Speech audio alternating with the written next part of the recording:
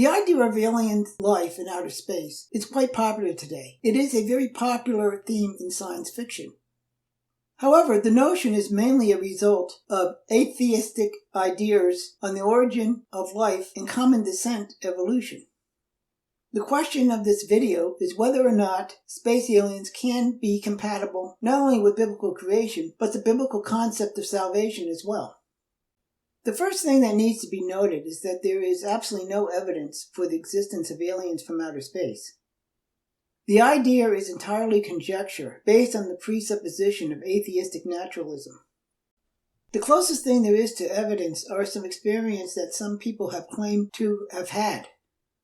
The problem with this as evidence is that such experience could easily just be dreams. The next closest thing to evidence is little more than conspiracy theories. Not only do we have a complete lack of evidence for alien life, almost inevitably the planets we have discovered around other stars tend to go against even having microbes, let alone intelligent spacefaring aliens. Also, looking at the probabilities of the occurrence of abiogenesis, even if you assume a universe that is either infinite or at least large enough for other intelligent life to exist, they would be so far away that we could never know they exist, let alone have any contact with them. That said, when we look at the concept of alien life from outer space, from a biblical perspective, it simply doesn't fit. One reason is because the Bible is clear that the earth was made to be inhabited. It mentions no other places where God put anybody. However, despite this, finding either bacteria or even plant and animal life on another planet that could not have originated from Earth would not be a problem. This would simply mean that God's eventual plan for unfallen man would have been for us to have expanded throughout the cosmos. However, intelligent alien life poses a problem because of sin. If they are sinless, we have a problem that they are suffering from the fruits of our sin. Romans 8:22-23. For we know that the whole creation groaneth and travaileth in pain together until now.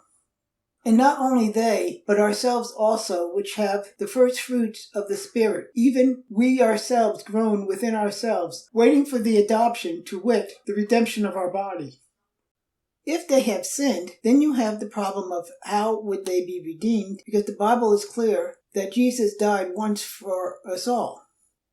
Also that redemption is a result of him becoming a man. Hebrews 10:10, by the which will we are sanctified through the offering of the body of Jesus Christ once for all. Now there is one solution to this dilemma that would solve both problems, and that is if any aliens in outer space were originally from Earth so that they too were actually descendants from Adam and Eve.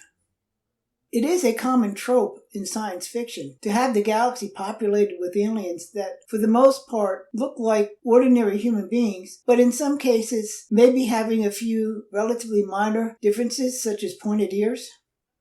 Such a process could be explained by adaptation to another planet.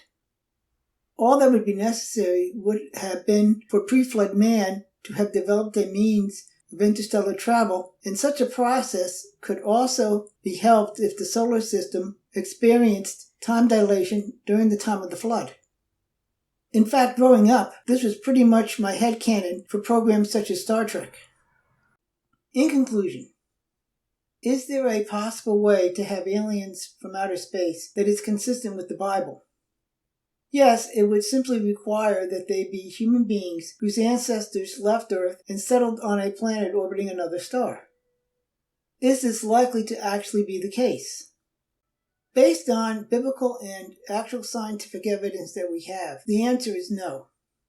Once again, not only is there nothing in the Bible that indicates it, but arguments from silence tend to be weak. But there is no other form of evidence supporting the existence of such beings. However, if we found such evidence, this should be the most likely way of explaining their existence in a manner that is consistent with the Bible.